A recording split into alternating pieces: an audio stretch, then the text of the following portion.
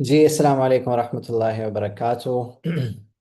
बिस्मिल्लाहिर्रहमानिर्रहीम अल्हम्दुलिल्लाहि रब्बिल आलमीन वस्सलातु वस्सलामु अला अशरफिल अंबियाइ वल मुरसलीन व अला आलिहि व अस्हाबिहि ajwain.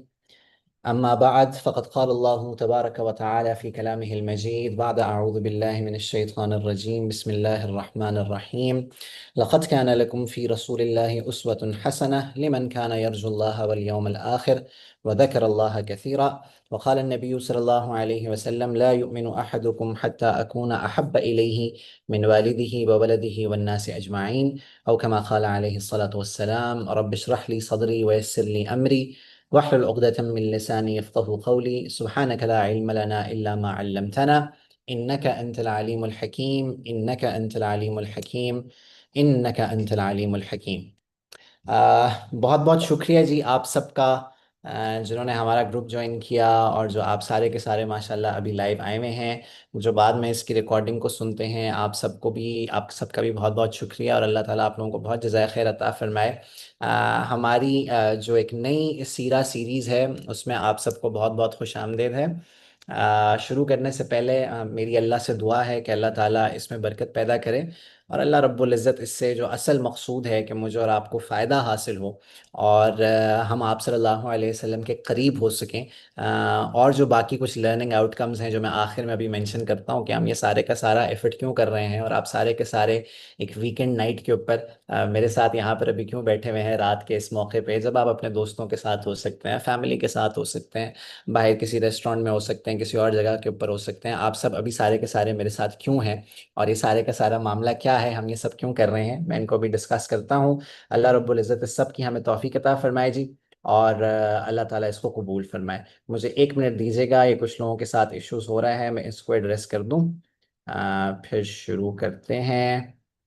I am very sorry, मैं असल में सब कुछ अकेला ही मैनेज कर रहा होता हूँ, तो मुझे ज़रा ये थोड़ी सी मैनेजमेंट वाली चीज़ें भी देखनी पड़ती हैं।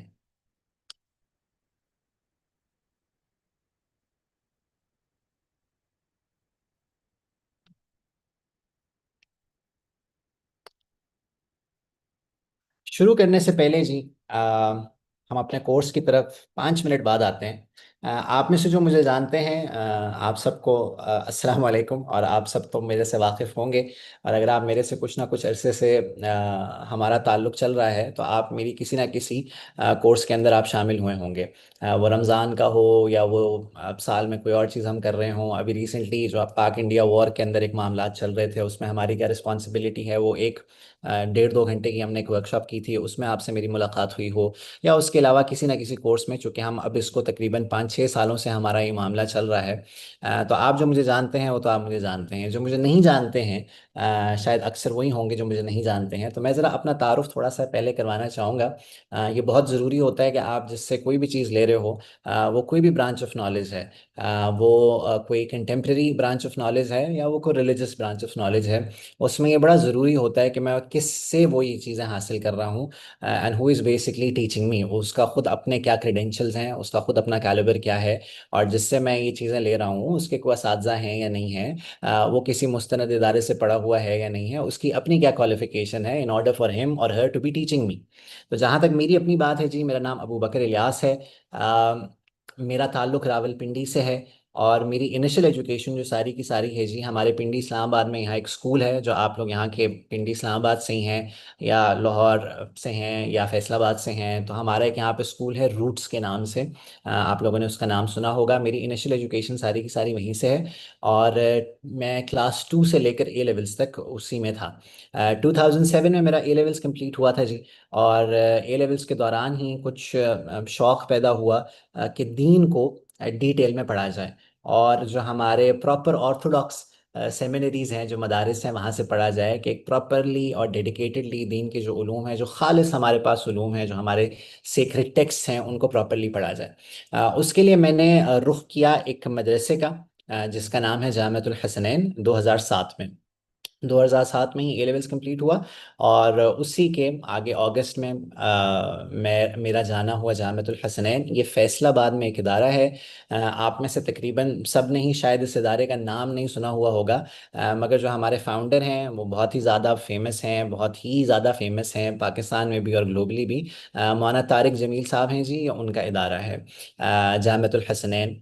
वहाँ पर मेरा जाना हुआ 2007 में जी, और 2007 से लेकर 2015 तक मैं वहीं पर था। ये हमारा दरस निज़ामी का कोर्स होता है। आप लोगों ने शायद इस कोर्स का नाम सुना हुआ होगा। इसको हम शहादतुल आलमिया भी कहते हैं, दरस निज़ामी भी कहते हैं, और आम आदमी की ज़बान में इसको आलिम बनने वाला कोर्स या मौलवी बनने वाला कोर्स कहा जाता है। ये मैंने वहाँ पर किया जी, 2007 से लेकर 2015 तक। हम इसमें शुरू करते हैं अरबी ज़बान से, अरबिक लैंग्वेज से हमारी इब्तिदा होती है, और बहुत डिटेल में हम अरबी को पढ़ते हैं। आपको शायद हैरानगी हो ये जान के कि हम पहले साल से लेकर चौथे साल तक हम अरबी ज़बान पढ़ते रहते हैं। उसमें अरबिक लैंग्वेज की मुख्तलिफ ब्रांचेस हैं, जिसमें नहव है, सर्फ है, एक का ताल्लुक ग्रामर के साथ है, एक का ताल्लुक जो है वो सेंटेंस स्ट्रक्चर के साथ है। हम बलागत को पढ़ते हैं कि अरबी ज़बान के अंदर जो एक ब्यूटी है वो कहाँ से आती है, इसकी क्या ऐसी चीज़ें हैं जो इसमें डिस्टिंग्विश्ड हैं, बाकी लैंग्वेजेस के अंदर नहीं है। फिर ऑब्वियसली मोस्ट इंपॉर्टेंटली हम कुरान के अरबिक को पढ़ रहे होते हैं कि कुरान में जो अरबी अल्लाह रब्बुल इज़्ज़त ने इस्तेमाल की है, चूँकि वो हाईएस्ट लेवल ऑफ एलोक्वेंस है, वो कुरानी अरबी क्या है। तो अरबी हमारी 4 साल तक चलती रहती है, मगर इसके दौरान ही थर्ड ईयर से हमारा जो इस्लामिक लॉ है वो शुरू हो जाता है, जिसको हम फ़िक़्ह या फ़िक़्ह कहते हैं। ये हमारा शुरू होता है जी। फिर हमारा पांचवा और छठा साल is dedicated to Islamic law and jurisprudence, जिसको हम फ़िक़्ह कहते हैं। आपने इस टर्म को सुना हुआ होगा। हम डेडिकेटेडली फ़िक़्ह को पढ़ते हैं इन 2 सालों में, बहुत रिगरस वो 2 साल होते हैं। और उसके बाद जो हमारे आखिरी 2 साल होते हैं, जो 7वां और 8वां साल है, उसमें हम हदीस पढ़ते हैं। और हदीस में जो हदीस की मशहूर कुतुब हैं जिनका नाम आपने सुने हुए होंगे, बुखारी है, मुस्लिम है, तिरमिज़ी है, नसाई है, इब्न माजा है, अबू दाऊद है, मुस्नद इमाम अहमद है, मुअत्ता इमाम मालिक है, मुस्तदरक हाकिम है, मुसन्नफ़ात हैं। इस तरह की कुतुब हमारी नज़र से गुजरती हैं। और इससे ज़्यादा इम्पोर्टेंटली हम पढ़ते हैं कि उसूल हदीस क्या हैं, जिनको अंग्रेज़ी में आप हदीस साइंसेस कह सकते हैं, कि हदीस पढ़ने का तरीक़ा क्या होता है। और ये जो आप सुनते रहते हो टर्म्स कि हदीस सही है, ज़ईफ़ है, वगैरह वगैरह, ये क्या होता है, हदीस सही होने के लिए क्या शराइत होती हैं, एंड सो ऑन। ये हम सारी की सारी पढ़ते हैं जी। और पूरे 8 सालों में हमारी कोशिश होती है कि जो हमारी कुरान है उसकी तफसीर सारी की सारी एक दफ़ा मुकम्मल हो जाए। वो मुकम्मल ना भी हो पाए तो हमारा ज़्यादा एम्फोसिस होता है उसूल तफसीर के ऊपर, कि तफसीर करने के और तफसीर पढ़ने के उसूल क्या होते हैं।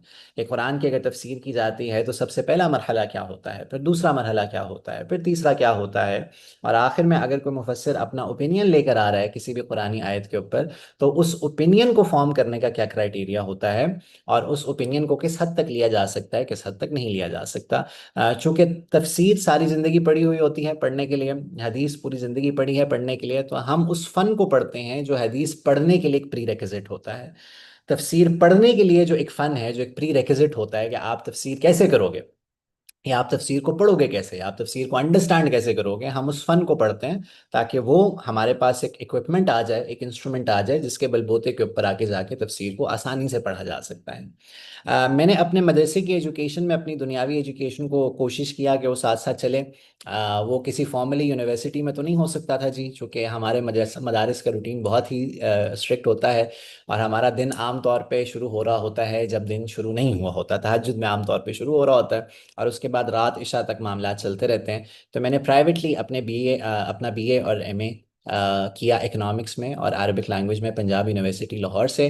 वहाँ से ग्रेजुएशन के बाद जामिअतुल हसनैन से मुझे बाहर जाने का मौका मिला। तो 2019 में मेरा जाना हुआ मलेशिया जी, और वहाँ पे मैं अपने मास्टर्स के लिए गया इन इस्लामिक फ़ाइनेंस। आप लोगों ने ये बात सुनी होगी अगर आप में से कोई फ़ाइनेंस वगैरह फील्ड से ताल्लुक़ रखता है, कि इस्लामिक फ़ाइनेंस का ग्लोबल हब आजकल जो कंसिडर किया जाता है वो मलेशिया को ही कंसिडर किया जाता है। तो मलेशिया में मैं अपने मास्टर्स के लिए गया था इन इस्लामिक फ़ाइनेंस, और वहाँ से फिर वापस पाकिस्तान में आना हुआ। पीएचडी वहाँ पे शुरू की थी, मगर due to some personal reasons मुझे वापस पाकिस्तान आना पड़ा, और 2021 से मैं यहीं पर हूँ। अभी करंटली कुछ यूनिवर्सिटीज़ में सर्व करने के बाद अभी करंटली मैं इस्लामाबाद और पिंडी में एक प्राइवेट एकेडमी है जी, जो सीएसएस की प्रिपरेशन करवाती है, जो हमारे मुल्क का एक बड़ा मशहूर इम्तिहान होता है सिविल सर्विसेज का। तो उसके अंदर एक सब्जेक्ट होता है इस्लामिक स्टडीज़ का, वो मैं पढ़ाता हूँ वहाँ पर। और उसके अलावा हम इस तरह के सिलसिले जो है वो करते रहते हैं, जो हमारी कुछ मुख्तलिफ मौज़ूआत के ऊपर वर्कशॉप्स चलती रहती हैं। ये हमारा सिलसिला कब शुरू हुआ ये सब मैं आपको आगे जाके बताता हूँ। उसमें हम सीरा, ये चौथी दफ़ा हम सीरा का कोर्स कर रहे हैं जी। उसके अलावा रमज़ान, हर साल रमज़ान में हमारी एक वर्कशॉप होती है जो थ्रू आउट द रमज़ान होती है, वो डेली होती है। अभी तो ये सिर्फ हमारा सैटरडेज़ को हुआ करेगा। रमज़ान में चूँकि हम सब बहुत मोटिवेटेड होते हैं और बहुत शौक दीन की तरफ एक रगबत होती है, तो रमज़ान में हम डेली करते हैं। वो किसी ना किसी थीम को हम शुरू में ही पकड़ लेते हैं और उसके बाद हम उसके ऊपर ही चलते हैं। फॉर एग्ज़ाम्पल इस साल जो रमज़ान था उसमें हम जो पहले तीन अम्बिया हैं, आदम अलैहिस्सलाम है, शीस अलैहिस्सलाम है, इदरीस अलैहिस्सलाम है और फिर नूह अलैहिस्सलाम है, ये जो चार अम्बिया हैं इनको हमने पढ़ा था। अम्बिया की ज़िंदगी को हम आम तौर पे रेगुलरली देखते रहते हैं, उसकी कुछ अपनी वजूहात होती हैं, वो हम उन्हीं वर्कशॉप्स में बयान करते हैं। और अभी हमारा रमज़ान के अंदर ये डिसाइड हुआ था, अगर आप लोगों में से कोई है जो रमज़ान में हमारी सीरीज़ का हिस्सा था तो आप लोगों को याद होगा कि हमने वहाँ पे ये फाइनलाइज़ किया था कि इंशाल्लाह इंशाल्लाह हम जो है अपनी रमज़ान के बाद इंशाल्लाह सीरा की क्लासेस को शुरू करेंगे। और रमज़ान के बाद अब तकरीबन तीन एक महीने बाद हम अपनी सीरा की क्लासेस को अल्हम्दुलिल्लाह अल्हम्दुलिल्लाह शुरू कर रहे हैं। तो दिस इज़ अबाउट मी जी। जहाँ तक बात है इस कोर्स की जी, आज मैं सिर्फ आपको एक इंट्रोडक्टरी लेसन हमारा ये होगा, एक ओरिएंटेशन होगी जी, कि हम यहाँ पर सारे के सारे क्यों बैठे हुए हैं। और रस्मी तौर पे बैठे हुए हैं या हमारे इसके पीछे कुछ ना कुछ मकासद हैं जो मैं और आप अचीव करना चाहते हैं। आप सबके अपने अपने मोटिव्स होंगे। मैं आखिर में कुछ मोटिव्स को मेंशन करूंगा कि वो हम सब के होने बड़े ज़रूरी हैं जी। जो आपके एडिशनल मोटिव्स हैं वो ज़रूर आप जहन में रखें। मगर कुछ मैं चीज़ें मेंशन करूंगा जो शायद आप लोगों के जहन में शायद ना हो, वो मैं आपके सामने रख देता हूँ। सबसे पहला सवाल ये है कि जी मैं और आप यहाँ पर क्यों बैठे हुए हैं। और सैटरडे संडे नाइट है, वीकेंड है। आप में से कई लोग प्रोफेशनल्स होंगे, स्टूडेंट्स होंगे। वीकेंड ही मिलता है सुकून के लिए, आगे पीछे दोस्तों से मिलने के लिए, आगे पीछे बाहर जाने के लिए। मगर उसके बावजूद मैं और आप यहाँ पर बैठे हुए हैं। चलो मैं तो बैठ गया, मैंने सबको इनिशिएट किया है, मगर आप लोग भी मेरा साथ दे रहे हो और आप रात के 10 बजे, सवा 10 बजे अब मेरे साथ बैठे हुए हो। मैं इसका जवाब एक सवाल से देना चाहूंगा। ये हम क्यों बैठे हुए हैं, इसका जवाब हम एक सवाल से देते हैं। और वो ये है कि आप सब अपने आप से ये बात पूछो कि अगर मैं, मेरे सामने कोई नॉन मुस्लिम आता है और मेरी उससे मुलाकात होती है और वो मुझसे आउट ऑफ क्यूरियोसिटी वो मुझसे ये पूछता है कि यार अबू बकर, ये जो तुम मोहम्मद के बारे में इतना पैशनेट हो और ये जो मोहम्मद के बारे में तुम्हारे दिल में इतनी मोहब्बत है, हम सब के दिलों में जी अल्हम्दुलिल्लाह आप सल्लल्लाहु अलैहि वसल्लम की एक मोहब्बत है। और हम आम तौर पे कहते हैं कि आपके लिए हमारी जान भी हाजिर है, हमारी जान भी कुर्बान है। अल्हम्दुलिल्लाह अल्हम्दुलिल्लाह हम सब के दिल में एक मोहब्बत है और हमारे ईमान का तकाजा है। अगर मेरे से वो नॉन मुस्लिम पूछता है कि क्यों है, और tell me something about Muhammad सल्लल्लाहु अलैहि वसल्लम, मुझे थोड़ा सा अपने प्रॉफिट के बारे में बताओ, मुझे थोड़ा सा मोहम्मद के बारे में बताओ, तुम उसके बारे में क्या जानते हो और तुम उसके बारे में मुझे क्या बता सकते हो। I have an interest in him, मैं पढ़ना चाहता हूँ उनको, ज़रा मुझे गाइड करो, ज़रा मुझे बताओ। तो मैं और आप अपने आप से पूछें कि मैं उस नॉन मुस्लिम को कितना गाइड कर सकता हूँ और मुझे आप सल्लल्लाहु अलैहि वसल्लम के बारे में कितना मालूम है, जिनके बारे में मैं इतना जज्बाती हूँ कि मैं यहाँ तक हाजिर हूँ और रेडी हूँ कि मैं अपनी जान भी कुर्बान कर सकता हूँ। मैं उनके बारे में जानता कितना हूँ और मैं किसी को बता कितना सकता हूँ, ख़ास तौर पे किसी गैर मुस्लिम को मैं कितना बता सकता हूँ। और अगर मैं बता सकता हूँ कुछ, तो वो मैं क्या बता सकता हूँ। क्या मैं उसको आप सल्लल्लाहु अलैहि वसल्लम के हुलिये के बारे में बताऊंगा कि आप सल्लल्लाहु अलैहि वसल्लम का हुलिया क्या था। क्या मैं उसको अल्लाह के नबी के मोजज़ात के बारे में बताऊंगा कि अल्लाह ने आपको ये मोजज़ा दिया, ये मोजज़ा दिया, ये मोजज़ा दिया। क्या मैं उसको आप सल्लल्लाहु अलैहि वसल्लम की इबादत के बारे में बताऊंगा कि आप ऐसे इबादत किया करते थे, आप ऐसे इबादत किया करते थे। मैं क्या बताऊंगा। सबसे पहला सवाल तो ये है कि मैं कितना बता पाऊंगा। अगला ये है कि जो मैं बता पाऊंगा वो क्या बता पाऊंगा। तो अगर तो आपने और मैंने अपेरेंस को बयान करना है, तो उस अपेरेंस का उससे क्या लेना देना है। उस नॉन मुस्लिम को आप कैसे इंस्पायर कर सकते हो कि मेरे नबी का हुलिया ऐसा था, तो देखो वो कितने बेहतरीन आदमी थे। वो अपेरेंस से कितना इंस्पायर हो सकता है। मुमकिन है हो जाए, मगर चांसेस आर वेरी लेस कि वो अपेरेंस वाले पॉइंट से इंस्पायर हो जाए।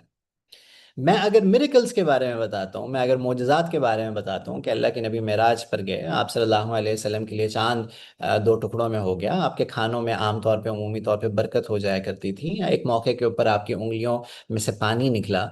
अगर मैं ये चीज़ें बताऊंगा तो अगेन ये उसको इंस्पायर करेंगी। ये उसको इंस्पायर करेंगी कि वो आपकी ज़िंदगी को पढ़े और आपके करीब होने की वो भी कोशिश करें, या मैं भी कोशिश करूँ। मोजज़ात हर नबी को मिले हैं और हर नबी के साथ रहे हैं। अगर वो किसी आसमानी मजहब से ताल्लुक़ रखता है, यहूदी है या ईसाई है, तो वो आपको बता देगा हमारे अम्बिया को भी ये मोजज़ात मिले। इंस्पिरेशन कहाँ से आएगी? और अगर मैं ये बातें बताऊंगा, अगर मेरे मुझे पता भी है, पहली बात तो ये है, तो अगले को मैं कितना इंस्पायर कर पा रहा हूँ और अगले को कितना मैं आप सल्लल्लाहु अलैहि वसल्लम के करीब लाने की कोशिश कर रहा हूँ। आप अगर इस चीज़ पे ज़रा गौर करें, हम सब के सामने पाकिस्तान के हालात हैं। हम में से मेजॉरिटी पाकिस्तान से ही ताल्लुक़ रखने वाले होंगे। मैं अपने ग्रुप में देख रहा था कि हमारे कुछ बाहर के भी फ़ोन नंबर्स आ रहे थे। कोई यूएस का कोड आ रहा था, कोई जर्मनी का कोड आ रहा था, इंडिया के कोड आ रहे थे कुछ। तो हम में से अक्सर जो है वो पाकिस्तानी हैं। और आप लोगों ने नोटिस किया होगा कि हमारे मुल्क में there is a growing wave of atheism. आप लोगों ने नोटिस किया होगा कि पाकिस्तान जैसे मुल्क में, इस्लामी जमहूरिया पाकिस्तान जिसको हम कहते हैं, वो आप उस पे एक डिफरेंस ऑफ ओपिनियन रख सकते हैं कि ये इस्लामी है या नहीं है, हर एक का अपना ओपिनियन उसके ऊपर होगा, बट स्टिल कहने को इस्लामी जमहूरिया पाकिस्तान है। हम क्या ये नहीं देख रहे कि हमारे मुल्क में मुसलमान घरानों के अंदर बच्चे दहरिए पैदा हो रहे हैं? वो पैदा तो मुसलमान ही हो रहे हैं, मगर वो आगे जाके दहरिए हो रहे हैं। आप में से अगर कोई स्टूडेंट है यूनिवर्सिटी का या रिसेंटली ग्रेजुएटेड है, आपका लाजमी किसी ना किसी ऐसे शख्स से टाकरा हुआ होगा, किसी ऐसे स्टूडेंट से आपका इंटरेक्शन हुआ होगा जिसने इस्लाम की मुख्तलिफ चीज़ों को क्वेश्चन किया होगा। उसने ये नहीं आपसे सवालात पूछे होंगे कि यार मैं भी नमाज पढ़ना चाहता हूँ, मुझे बताओ मैं कैसे करूँ। उसने ये नहीं कहा होगा कि यार मैं भी फलां गुनाह से बचना चाहता हूँ, मुझे बताओ मैं कैसे करूँ। उसने आइडियोलॉजिकल क्वेश्चंस रेज किए होंगे, उसने अल्लाह के ऊपर सवालात उठाए होंगे, उसने रसूल करीम सल्लल्लाहु अलैहि वसल्लम के ऊपर सवालात उठाए होंगे, उसने इस्लाम इटसेल्फ के ऊपर सवालात उठाए होंगे। ये पहले नहीं था, मगर ये होता जा रहा है, होता जा रहा है, होता जा रहा है। अगर आप मेरे से पूछेंगे, मेरा आप ओपिनियन इसके ऊपर लेना चाहेंगे कि वो रूट कॉज क्या है, आपको क्या लगता है कि ये बहुत ज़्यादा अगलों के पास दलाइल हैं जिनकी बुनियाद के ऊपर ये चीज़ें हो रही हैं, या अगर कोई एथियस्ट बन रहा है, या अगर कोई दीन से निकलना चाह रहा है, अगर किसी और आइडियोलॉजी में वो जाना चाह रहा है? हमारे मुल्क में ऐसे भी केसेस हैं कि हमारे कुछ बच्चे क्रिश्चियंस हुए हैं। तो अगर वो कहीं और जा रहा है, तो आपको क्या लगता है कि उसके बाद बहुत स्ट्रांग दलील आ गई है, वो इंटेलेक्चुअली बहुत ज़्यादा उसके ऊपर कायम हो गया कि हाँ यार वाकई इस्लाम does not make any sense? या प्रॉब्लम ये है कि वो इस्लाम को जानता नहीं है? या फिर अगर हम इसको और थोड़ा सा स्पेसिफिक कर लें कि वो आप सल्लल्लाहु अलैहि वसल्लम को नहीं जानता है? अगर आप मेरे से मेरा ओपिनियन लेंगे कि हमारा our root cause of every religious problem क्या है, root cause of every religious problem क्या है, मैं बाकी मसाइल की बात नहीं कर रहा, अगर आप दीनी मसाइल को सामने रखते हैं कि आज मैं और आप दीन के बारे में कंफ्यूज क्यों हैं, देखें आपको आज कई कई ऐसे बिल्कुल आपको जो हमारा एक इस्लामिक खुलिया जो पहचाना जाता है ना, दाढ़ी है, अगर मर्द की बात मैं करूं, दाढ़ी है, टोपी है, सलवार कमीज है, आपको उसमें लड़के मिलेंगे जिनको कन्फ्यूजन्स होंगी। आपको पर्दे में खवातीन मिलेंगी जिनको इस्लाम के बारे में कन्फ्यूजन्स हो रही होंगी। आपको क्या लगता है कि रीज़न क्या है? कि दूसरों के पास दलील बहुत मजबूत है जिसकी बुनियाद के ऊपर यहाँ से वहाँ जा रहे हैं, या मसला कुछ और है? मसला जो एक रूट कॉज है ना जी, ऑब्वियसली ये बहुत एक लंबी डिटेल है, मगर अगर आप मेरे से रूट कॉज पूछेंगे कि असल में ये चीज़ स्टेम कहाँ से कर रही है और इसकी बुनियाद असल में क्या है, तो मेरा जवाब ये होगा कि इस सब के सब का रूट कॉज असल में आप सल्लल्लाहु अलैहि वसल्लम को ना जानना है। और हम आप सल्लल्लाहु अलैहि वसल्लम से इतना नावाकिफ़ हैं, इतना नावाकिफ़ हैं, आप यकीन कीजिएगा कि मुझे ये चौथी मरतबा मैं सीरत को पढ़ा रहा हूँ। ये हमारा सिलसिला 2019 में शुरू हुआ है जी। 2019 में मैं मलेशिया में था, कोविड वहाँ पर आया, हमारा अक्सर टाइम जो है वो कोविड के अंदर ही गुजरा, और वहाँ पे बड़ा स्ट्रिक्ट लॉकडाउन था, बहुत ही स्ट्रिक्ट लॉकडाउन था। आबादी भी इनकी थोड़ी है तो वो कंटेन करना ज़रा आसान होता है, बहुत स्ट्रिक्ट लॉकडाउन था। आपने ग्रोसरी के लिए भी जाना है तो आपको एक परमिट लेना होता था जिसकी बुनियाद के ऊपर आप जाते थे। वहाँ पे यूनिवर्सिटी में भी छुट्टियां हो चुकी थी, कोई कामकाज भी नहीं था करने को, फाइनेंस पढ़ पढ़ के थोड़ा सा दिमाग भी जो है वो बहुत ज़्यादा ड्राइनेस हो गई थी। तो हमने ये सोचा, मैंने अपनी मिसेस से मशवरा किया कि क्या किया जाए, तो हमने कहा कि कुछ ना कुछ ऐसा ऑनलाइन को प्रोग्राम शुरू कर देते हैं, एक अच्छे कॉज के लिए भी होगा, खुद भी ज़रा मसरूफ़ हो जाएंगे। तो स्टार्ट कहाँ से करें? तो दिल में यही बात आई कि रसूलुल्लाह की ज़िंदगी से स्टार्ट करते हैं, जो हर चीज़ की असल है, जो हर चीज़ की बुनियाद है, जिनसे हमें दीन मिला है, उनसे शुरू करते हैं। उस वक्त हमने जो सिलसिला शुरू किया, वो हमारे ग्रुप में कोई 40 या 50 लोग थे जो उसमें आए। और उसके बाद अल्हम्दुलिल्लाह अल्हम्दुलिल्लाह हमारा रमज़ान का इस दफ़ा हमारा जो सेशन गुजरा उसके अंदर हमारे तकरीबन 900 मेंबर्स थे। अभी भी आपने देखा होगा अल्हम्दुलिल्लाह अच्छे भले मेंबर्स हैं। हमने सीरत से इब्तिदा क्यों की थी? उसकी बुनियादी तौर पे वजह ये थी कि मुझे ये फील होता है कि इस्लाम समझ आता है रसूलुल्लाह को समझने के बाद। और अगर मैं और आप इस्लाम को कहीं और से भी समझने की कोशिश करेंगे, यानी कि मेरा पहला स्टेप अगर रसूलुल्लाह सल्लल्लाहु अलैहि वसल्लम नहीं है, तो प्रॉब्लम लाजमी होगा। मैं इस बात को ज़रा एक अल्लाह ताला मुझे तौफीक दे कि मैं इसको समझा पाऊँ, आप भी इसको ज़रा ठंडे दिमाग से समझिएगा। अगर मैं कुरान को पढ़ने की भी कोशिश करूंगा ना जी, रसूलुल्लाह को जाने बगैर, तो मैं कुरान को भी सही तरह से समझ नहीं पाऊंगा।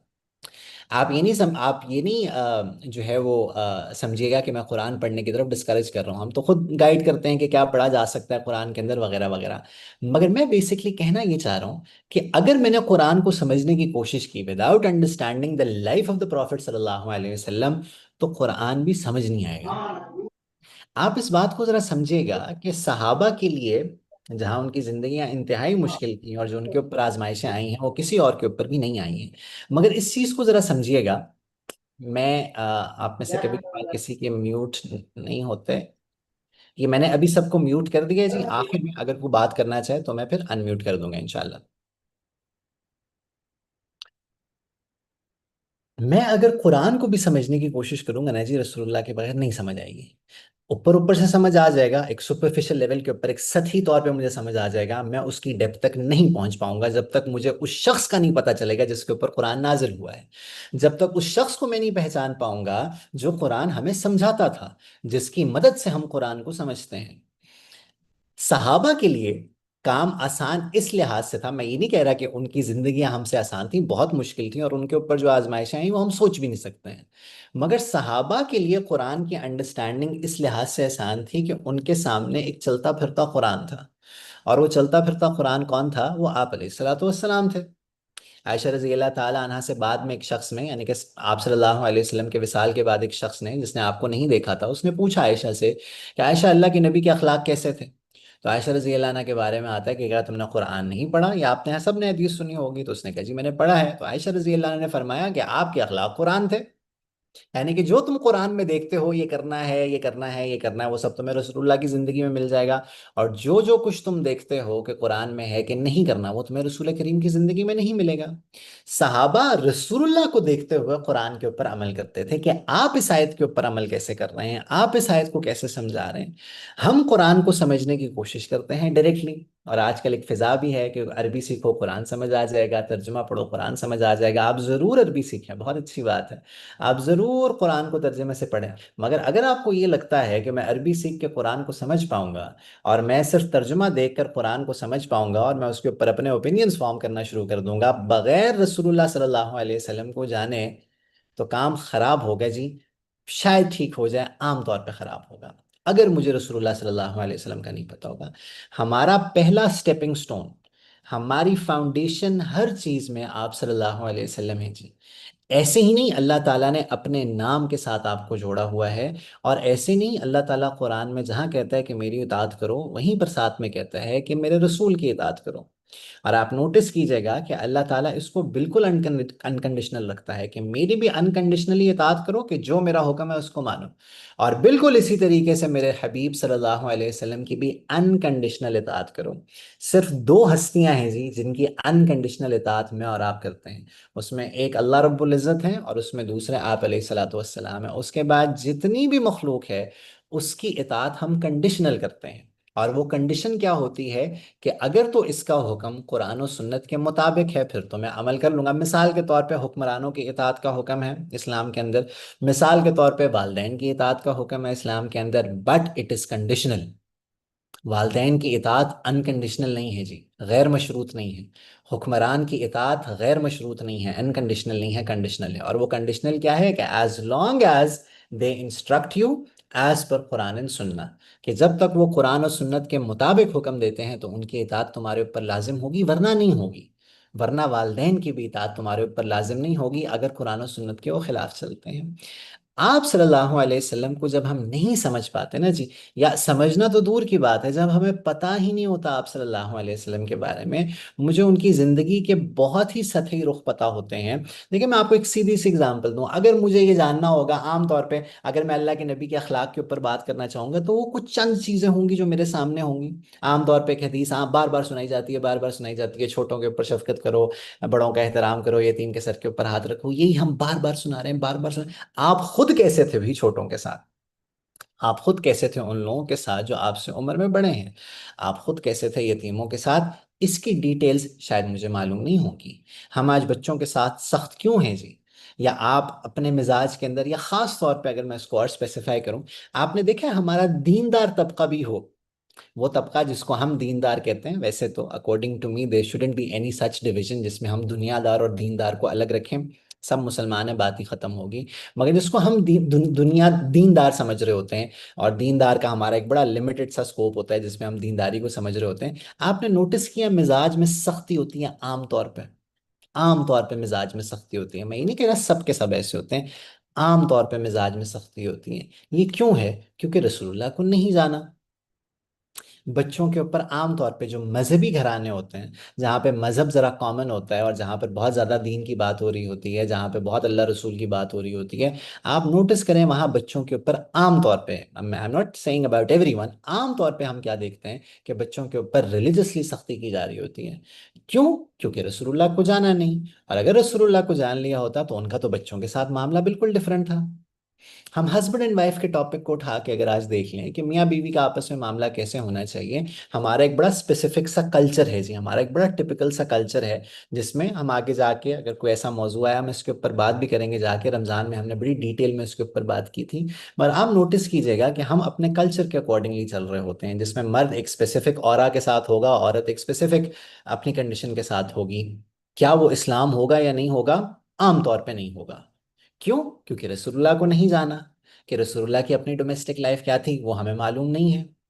आमतौर पे हमारी जो रोजमर्रा की चीजें होती हैं, उनमें हमें कुछ मालूम नहीं होता कि आप सल्लल्लाहु अलैहि वसल्लम क्या थे, और उसमें आप सल्लल्लाहु अलैहि वसल्लम का जो तरीक़ाकार होता है वो क्या था।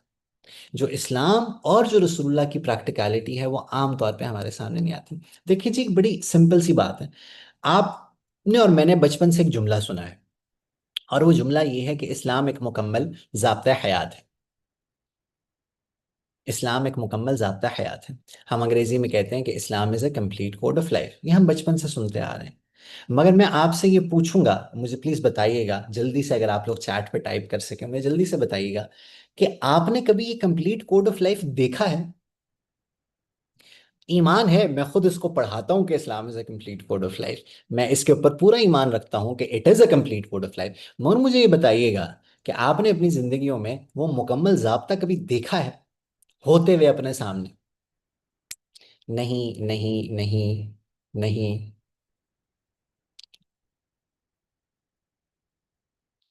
नहीं, no, no one, no, no, नहीं देखा, मैंने भी नहीं देखा। ठीक है जी, मैंने भी नहीं देखा। हमारा इस्लाम क्या है? अगर हम पाकिस्तान के कल्चर की बात करते हैं, वैसे पूरी दुनिया में ही तकरीबन यही हालात है, मगर चले अगर हम पाकिस्तान के लिहाज से बात करते हैं, आप मुझे बताएं हमारा दीन क्या है? हमारा इस्लाम क्या है जिसको हम इस्लाम समझ के बैठे हुए हैं, और जिसको मैं और आप दीन समझ के बैठे हुए हैं? अगर मैं आप सबसे कहता हूँ या मुझे कहा जाता है कि दीनदार हो जाओ, दीनदार हो जाओ, तो जहन में फौरी क्या आता है? जहन में, अगर आप मेल हैं, अगर आप मर्द हैं, तो ऐसा कुछ हुलिया आपके सामने आ जाएगा कि कुर्ता पजामा हो, कुर्ता शलवार हो, शलवार कमीज हो, दाढ़ी हो, सर के ऊपर टोपी हो। ये चीज़ें गलत नहीं हैं, मैं खुद उनके साथ बैठा हुआ हूँ। मगर ये मेरा दीन होगा जी? अपेरेंस, साथ में इबादत होंगी, नमाज के ऊपर मेरा बड़ा जोर होगा जो कि होना चाहिए, और मेरा मेहराब भी शायद माथे के ऊपर बन गया होगा, मेरा रोज़ा भी बड़ा ज़बरदस्त जा रहा होगा, मेरी तहज्जुदें भी होंगी, मेरी तस्बीहात भी फिट जा रही होंगी, मैंने हज भी दो दो तीन तीन या उम्रे मैंने बीसियों किए होंगे, मेरी ज़कात भी निकल रही होगी। इससे आगे मेरा दीन नहीं जाता। तो is this our complete code of life? ये हमारा कंप्लीट कोड ऑफ लाइफ होगा सारे का सारा, कि मेरी इबादत ठीक हो जाए, मेरा हुलिया ये हो जाए? अगर अबू बकर, मैं अपनी बात कर रहा हूँ, अगर अबू बकर ये समझ कर बैठ जाए कि चूंकि मैं इस लिबास के अंदर बैठा हुआ हूँ, और फिर मैं नमाज पढ़ता हूँ, मैं रमज़ान में रोज़े रखता हूँ, मैं ज़कात भी दे देता हूँ, मैं जब मुझे तौफीक होगी तो मैं हज भी कर लूँगा, इसके ऊपर मैं रिलाई करके बैठ जाऊँ और मैं ये समझूँ कि मेरा इस्लाम कंप्लीट हो गया और मैंने कंप्लीट कोड ऑफ लाइफ को फॉलो कर लिया, तो अबू बकर से बड़ा अहमक कोई नहीं होगा जी, और अबू बकर से बड़ा बेवकूफ़ कोई नहीं होगा, अगर वो ये समझ कर बैठ जाएगा।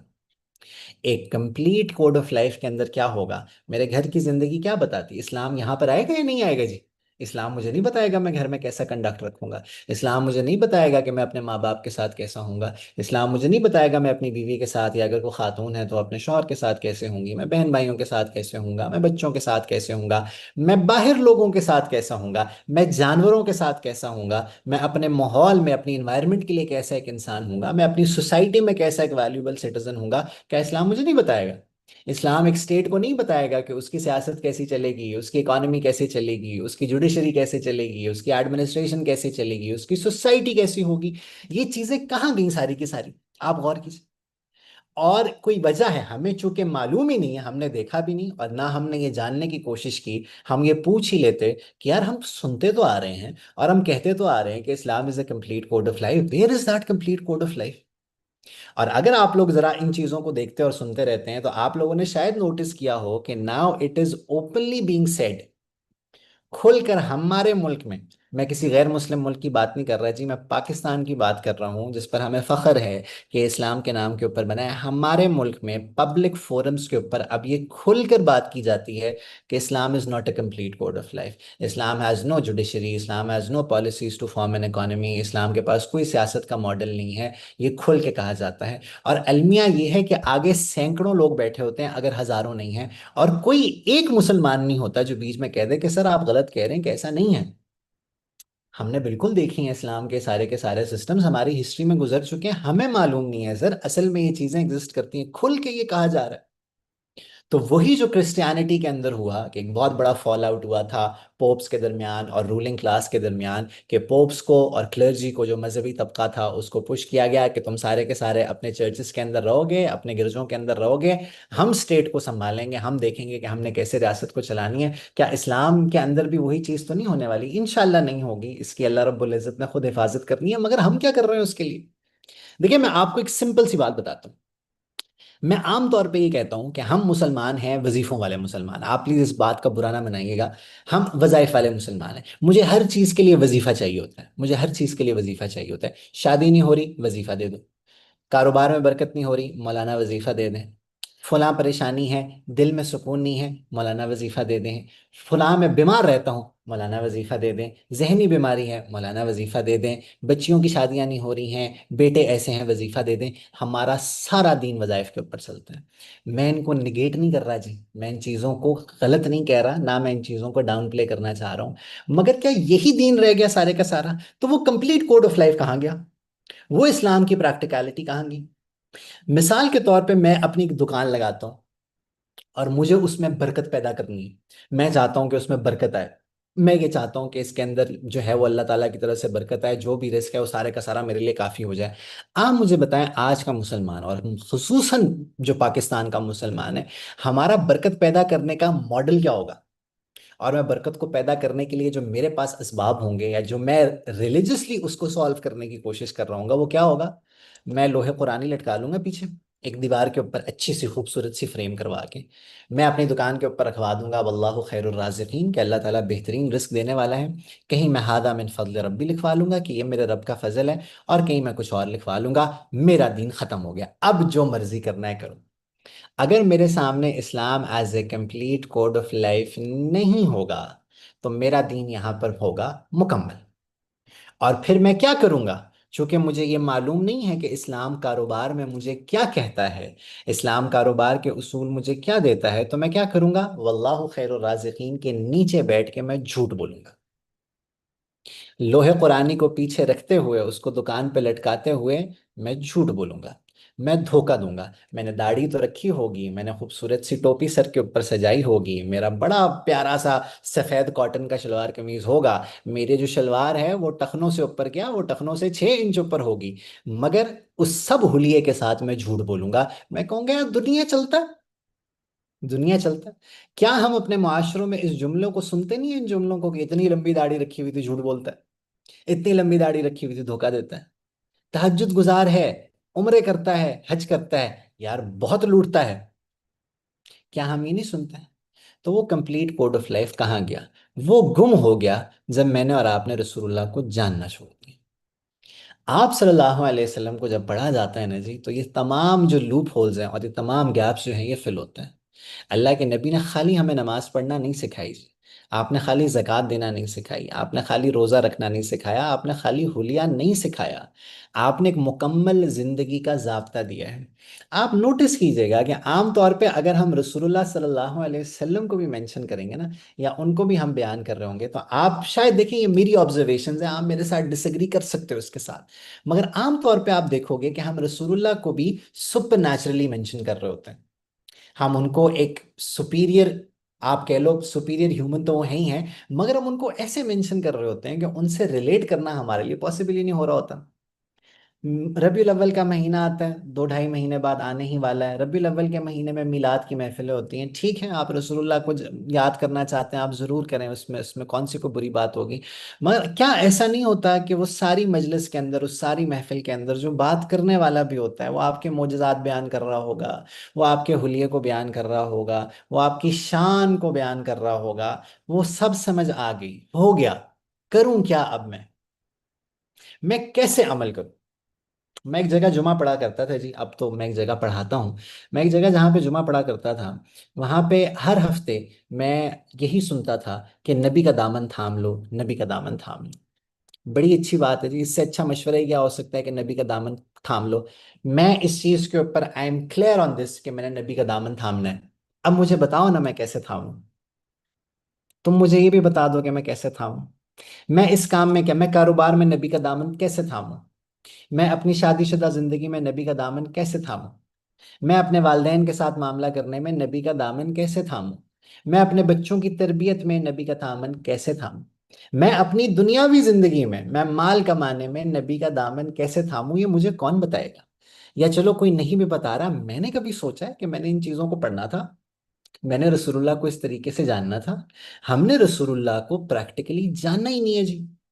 शायद आप मेरी बातों से एग्री कर रहे हो, शायद आप मेरी बातों से डिसएग्री कर रहे हो, मगर दिस इज माय ऑब्जर्वेशन, जो मेरा बहुत मुख्तसर सा एक तजर्बा है पढ़ाने का, कुछ पब्लिक इंटरेक्शन का। मुझे ये फील होता है कि हम जानते ही नहीं है रसूलुल्लाह। देखिए, एक बड़ी सिंपल सी, मैं आपको एक एग्जाम्पल के तौर पे एक बात मैं आपसे पूछता हूँ। रसूलुल्लाह मदीना में आए, मदीना में आके मसला था रोटी का, मसला था पैसे का। मुहाजिरीन हिजरत करके मक्का से फौज दर फौज आ रहे थे। मदीना की पॉपुलेशन लिमिटेड, मदीना की जो जोग्राफी थी वो लिमिटेड थी, मदीना के रिसोर्सेज लिमिटेड थे। आप सल्लल्लाहु अलैहि वसल्लम ने मदीना की इकोनॉमी को, मैं ये चीज़ें सारी बाद में इंशाल्लाह अपने लेसन में हम ये डिस्कस करेंगे, मगर एक सिंपल सा, मैं आपसे एज ए नॉन मुस्लिम अगर मेरे से कोई सवाल पूछता है, या मैं आपसे सवाल पूछता हूँ कि यार मुझे बताओ कि अल्लाह के नबी ने मदीना में, तुम कहते हो कि रियासत कायम की, रियासत मदीना हम उसको एक टर्म के तौर पर इस्तेमाल भी करते हैं, तो इकोनॉमी के लिए आपने क्या किया, इकोनॉमिक मेजर्स आपने क्या लिए। अफसोस की बात यह है कि हमारे पढ़े लिखे तबके को भी ये बात पता नहीं होती, हमारे दीनदार तबके को भी ये बात नहीं पता होती, जो एक सो कॉल्ड दीनदार तबका है जिसमें इस तरह का हुलिया आपके सामने आ जाएगा, उसको भी पता नहीं होती। तो ये क्या जानना हमारा काम नहीं था। वो जो एक मुकम्मल ज़ाब्ता हयात है, क्या मैंने वो नहीं जानना था रसूलुल्लाह के जरिए, क्या मैंने मोजज़ात को ही बार बार सुनते रहना था। मोजज़े की ज़रूरत होती है ईमान लाने के लिए जी। ईमान में ले आया ना, ईमान में ले आया, अब मैंने करना क्या है। अब मैंने करना क्या है। मैं आपसे एक सिंपल सा क्वेश्चन पूछ रहा हूँ, आप खुद इसको एक्सप्लोर करें, आपने क्या किया मदीना की इकोनॉमी को दुरुस्त करने के लिए। आपने क्या मेजर्स लिए। क्या आपने साहबा को ये कहा कि अल्लाह से मांगो, तहज्जुद में अल्लाह से मांगा करो, दुआएं मांगा करो, दुआएं किया करो। आपने कहा, मगर क्या सिर्फ ये कहा, सिर्फ वजीफे सिखाए, सिर्फ दुआ सिखाई, अल्लाह मकफिनी बिहलालिक अन हरामिक व अगनिनी बिफदलिक अम्मन सिवाक, बस ये दुआ सिखा दी, तहज्जुद सिखा दी, दो नफिल सिखा दिए, या आपने कुछ इकोनॉमिक मेजर्स लिए। वो चीज कहाँ है, वो दीन की प्रैक्टिकलिटी कहाँ है। अल्लाह के नबी ने सबको मुत्तहिद कर दिया, सबको मुत्तहिद, आपको क्या लगता है ये आसान काम था सबको मुत्तहिद करना।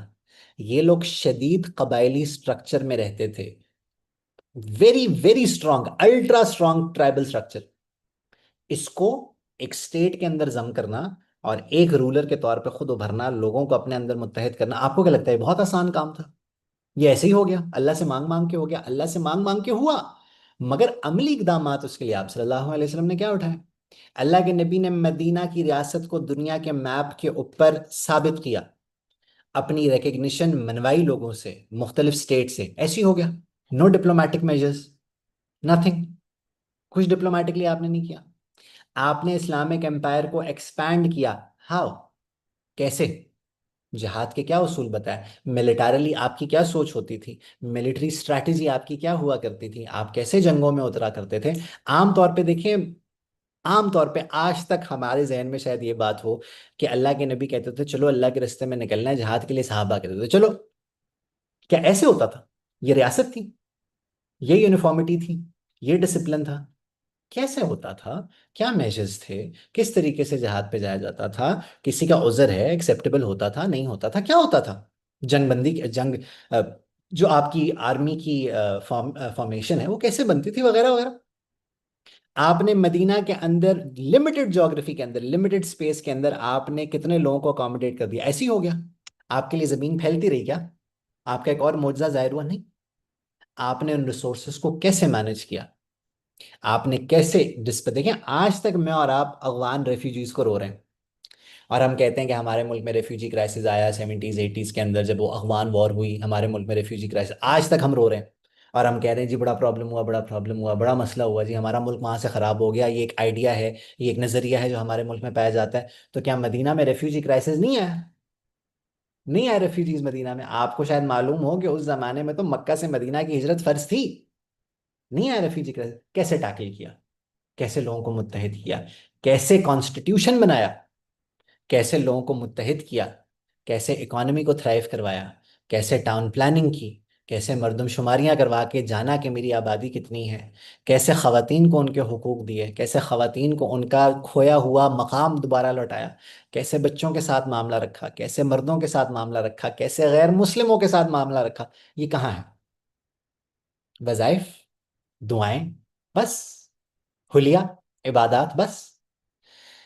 मैं आखिरी ये बात करके मैं अपने लर्निंग आउटकम्स के ऊपर आता हूँ कि हम क्यों पढ़ रहे हैं सारे का सारा, और हम क्या चाहते हैं, हमारे ऑब्जेक्टिव्स क्या हो। आखिरी बात जो मैं करना चाह रहा हूँ जी, उसको ज़रा जहन में रखिएगा, शायद आपको बुरी भी लगे, मगर जो मैं और आप इस्लाम लेकर चल रहे हैं ना जी, अल्लाह ताला मेरी बात को गलत करे, मगर दिस इज़ व्हाट आई सी।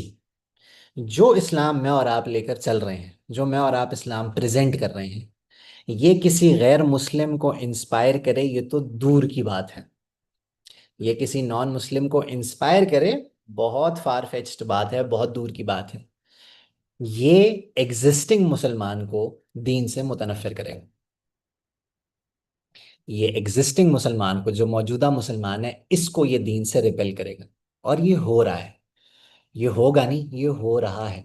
यहाँ पे जितने यंग जो स्टूडेंट लाइफ में गुजार रहे हैं ना, वो शायद मेरी बात से अग्री भी करेंगे और मेरी बात को सेकंड करेंगे कि yes this is what's happening. ये वो हो रहा है। ये जो आपके मुल्क में दहरियत आ रही है, इसको इस्लाम के खिलाफ दलाइल नहीं मिले, इसको मुसलमान के खिलाफ दलाइल मिले। इस्लाम तो हमारा बड़ा प्यारा है जी। It is a very very very beautiful code of life. मुसलमान से तनफुर है कि मुसलमान क्या कर रहा है। इस मुसलमान को देख के मैं क्यों इस्लाम के ऊपर आऊंगा? असल में मुसलमान के साथ प्रॉब्लम हो रहा है, इस्लाम के साथ प्रॉब्लम नहीं हो रहा। और वो चूंकि वो complete code of life presented ही नहीं है, प्रॉब्लम्स तो होंगे। हमारे क्या लर्निंग आउटकम्स होंगे जी? हम इंशाल्लाह अगले हफ्ते से ऑफिशियली अपनी क्लासेस को, यानी कि अपने कोर्स को शुरू करेंगे। ये ओरिएंटेशन और इंट्रोडक्शन बहुत ज़रूरी होता है कि हम एक टोन सेट करें कि हम क्यों यहाँ पर बैठे हुए हैं। और मैं चाहूँगा आप सब के सब इस नज़रिए के साथ यहाँ पर बैठो, वरना रस्मी तौर पर ये चीज़ें अवेलेबल हैं, आप आगे पीछे से भी सुन सकते हो। है हम एक मोटिव के तहत यहाँ पर बैठने की कोशिश करें। सबसे पहली बात यह कि मैं इस्लाम, 5 हमारे लर्निंग आउटकम्स हैं जी टोटल। सबसे पहला क्या है कि मैं इस्लाम को समझना चाह रहा हूँ, जैसे कि मैंने अभी सारी की सारी तमहीद आपके सामने बानी है कि in order to understand Islam I am trying to understand the prophet सल्लल्लाहु अलैहि वसल्लम। दूसरी बात यह है कि मैं ये चाहता हूँ मेरा अटैचमेंट हो आपसे, मेरी आपसे मेरा आपसे एक ताल्लुक हो। देखें, जब भी मैं कहता हूँ ना अम्मी, तो अम्मी के साथ ऑटोमेटिकली एक ताल्लुक मेरे जहन में आ जाता है। अम्मी के साथ मेरे गुजरे हुए जितने साल हैं वो आ जाते हैं, और दिल के अंदर एक वार्मथ, एक एक नरमी, एक अच्छी फीलिंग आ जाती है। मैं जब कहता हूँ अब्बू, तो वो सारी चीज़ें आ जाती हैं। मैं जब अपनी बीवी को जिक्र करता हूँ तो वो सारी चीज़ें आ जाती हैं। बच्चे को करता हूँ तो वो चीज़ें आ जाती हैं। आपका भी कोई भी क्लोज ऐसा फैमिली मेम्बर है या कोई दोस्त है, आप उसका नाम लोगे तो सारे इमोशंस के साथ उसका नाम आएगा, उस अटैचमेंट के साथ उसका नाम आएगा। चेहरे के ऊपर शायद एक मुस्कुराहट भी आ जाएगी।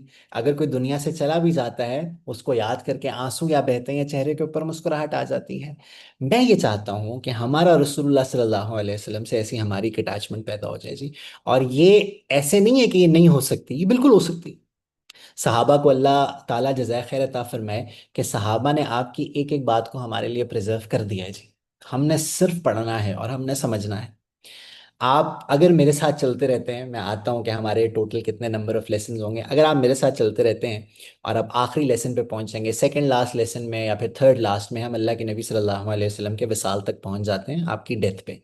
आप अगर इसको एक सीक्वेंस के साथ लेते रहते हैं और आप उस तरतीब के साथ चलते रहते हैं, तो मैं आपको गारंटी के साथ कह रहा हूँ कि आप जब अल्लाह के नबी सल्लल्लाहु अलैहि वसल्लम के विसाल को पढ़ रहे होंगे और जब आप उसकी उनकी डेथ के मौके को पढ़ रहे होंगे, तो आपका दिल इमोशन से भर उठेगा और आपकी आंखों में से आंसू जारी होंगे और आप दिल में कहोगे कि यार इतना अच्छा बंदा चला गया, इतना अच्छा बंदा चला गया।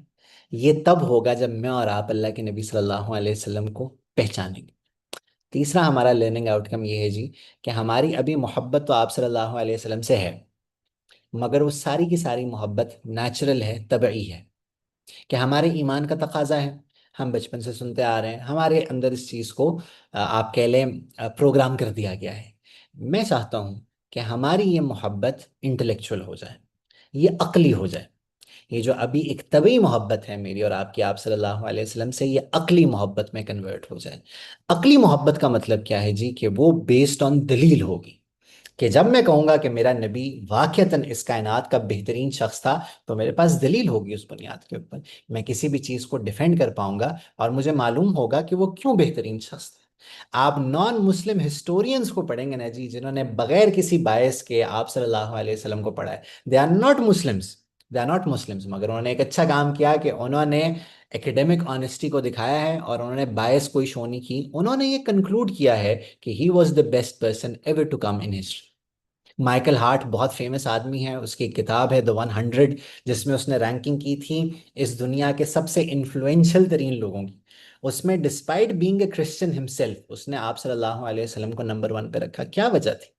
उसको समझ आ गई, मुझे और आपको समझ नहीं आई, बावजूद इसके कि मैं कह रहा हूँ कि नामूस रिसालत पर जान भी कुर्बान है, होनी भी चाहिए, मगर क्यों है? दलील क्या है उसके पीछे? मैं क्यों आपके ऊपर जान कुर्बान करने को तैयार हूं? मैं क्यों आप सल्लल्लाहु अलैहि वसल्लम के बारे में ये कहता हूं कि वो वाकईतन बेहतरीन शख्सियत है? मैं उसको साबित कर सकता हूं। मैं ये चाहता हूं कि हम उसको साबित कर पाए। और इसकी वजह ये है जी कि ताकि मैं और आप इस्लाम और आप सल्लल्लाहु अलैहि वसल्लम के बारे में बिल्कुल भी अपोलोजेटिक ना हो। आज प्रॉब्लम ये है कि वी आर अपोलोजेटिक अबाउट इस्लाम। हम इस्लाम के बारे में माजरतें करते फिर रहे होते हैं, हम रसूलुल्लाह के बारे में माजरतें। मैं आपको एक छोटे सी एग्जांपल देता हूँ, आगे जाके इसको डिस्कस करेंगे भी। आयशा रजी अल्लाह ताला अन्हा से अल्लाह के नबी सल्लल्लाहु अलैहि वसल्लम ने निकाह किया। आयशा की उम्र कम थी, आपकी उम्र ज़्यादा थी, क्यों? अब हमारे बच्चे से कोई ये बात करता है, हमारे किसी स्टूडेंट से कोई बात करता है, वो कहते हैं हाँ यार वाकई होना तो नहीं चाहिए था, होना तो नहीं चाहिए था, और फिर गलत गलत अलकाबात, और फिर वो जो सेवेरिटी में वो बात चली जाती है वो चली जाती है। मैं इसको प्रूफ क्यों नहीं कर सकता? मैं क्यों नहीं कर सकता? जब मेरा एक फर्म अंडरस्टैंडिंग है उसके बारे में और मुझे मालूम है कि वो बेहतरीन शख्स है, मैं क्यों नहीं डिफेंड कर सकता आपको?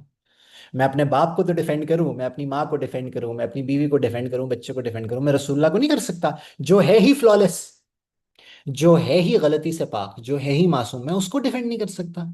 तो मेरी और आपकी मोहब्बत अल्लाह के नबी सल्लल्लाहु अलैहि वसल्लम से एक इंटेलेक्चुअल लेवल के ऊपर आ जाए, दलील और अकल की बुनियाद के ऊपर हो जाए। यह हमारा लर्निंग आउटकम आउटकम नंबर 3 है। नंबर 4 क्या है जी? कि मैं और आप सल्लल्लाहु अलैहि वसल्लम के बारे में, हम आप सल्लल्लाहु अलैहि वसल्लम से रिलेट कर पाए। देखिए, ये बात भी मैं कह चुका हूँ कि अल्लाह के नबी, और ये हमारी एक स्टूडेंट हैं, उन्होंने मुझसे जब ये कोर्स शुरू हुआ था उससे पहले, अगर वो पता नहीं भी हैं या नहीं है, उन्होंने मुझसे कहा भी था कि सर आज तक जो रसूलुल्लाह को पढ़ा है या सुना है, वो सारे का सारा ऐसा होता है कि हम उनके बारे में वाह वाह सुभान अल्लाह तो कह देते हैं, मगर रिलेट नहीं कर पा रहे होते, वो प्रैक्टिकलिटी सामने नहीं आ रही होती। तो चौथा हमारा मोटिव ये है कि हम रसूलुल्लाह को ऐसे पढ़ेंगे जी कि हम उनसे रिलेट कर पाए। देखिए, मैं सारी की सारी सीरत आपको पढ़ाऊंगा फ्रॉम हिज बर्थ, बल्कि बिफोर हिज बर्थ। मैं आपको बताता हूँ नेक्स्ट वीक क्या होगा इंशाल्लाह। हम बर्थ से शुरू करेंगे और उसके बाद हम डेथ तक पहुंचेंगे। बर्थ से पहले से हम शुरू करेंगे और हम डेथ तक पहुंचेंगे, मगर बीच में जो रिफ्लेक्शंस होंगी, जो असबाब होंगे, उनके ऊपर हमारा फोकस बहुत ज़्यादा होता है कि आज का जो हमने पढ़ा, जो हमने अल्लाह के नबी की ज़िंदगी को पढ़ा है, अब क्या निकलते हैं इससे लेसन, मेरी डेली लाइफ के अंदर इसमें क्या क्या चीजें हैं, वो असल चीज है जो पढ़ने का मकसद है। वरना अगर खाली मैं पढ़ लूंगा तो वो तो तारीख पढ़ ली, मैंने हिस्ट्री पढ़ ली। मैंने लेसन लेना है कि भी रसूलुल्लाह तो रेलेवेंट है till the day of judgement. वो तो आप सल्लल्लाहु अलैहि वसल्लम तो रेलेवेंट अल्लाह ने रखा हुआ है क़यामत के दिन तक, तो उनकी रेलेवेंसी मेरी जिंदगी में कहाँ आ रही है। वो मैं चौथा मेरा लर्निंग आउटकम ये है कि मैं आपसे रिलेट कर पाऊँ कि यार आपकी जिंदगी में की ये चीज़ मुझे कैसे हेल्प कर रही है। और पांचवी और आखिरी चीज़ है, और वो इन सब चीज़ों का खुलासा है कि सब मैं इसलिए कर रहा हूँ ताकि मैं दीन के ऊपर साबित कदम हूँ। मैं दीन के ऊपर साबित कर रहा हूँ। आप यकीन जानिए आजकल के चैलेंजेस बड़े ख़तरनाक हैं। और जो अभी 40s में 50s में आप तो गुजार आए हो एक अच्छा दौर, मगर अब जो हमारी यूथ है, हमारे लेट टीन्स में जो हैं और 20s वाले जो हमारे बच्चे हैं, बहुत मुश्किल में हैं ये बेचारे। ये काबिल रहम है सारे के सारे, और मेरी सिंपैथीज इनके साथ होती हैं कि इनकी गलती इतनी नहीं है बेचारों की। और ये जिस ज़माने में हैं और जिन चैलेंजेस इनके सामने हैं, ये ज़रूरी है कि इनके जहन में डाउट्स आएंगे। हम तो स्नब कर देते हैं ना डाउट का, मुझे तौबा तौबा ऐसी बात नहीं करनी। ये जिस माहौल में रह रहे हैं और इनके सामने जो जो चैलेंजेस हैं, इट इज़ ओनली नेचुरल कि इनके जहन में कन्फ्यूजन आएंगी।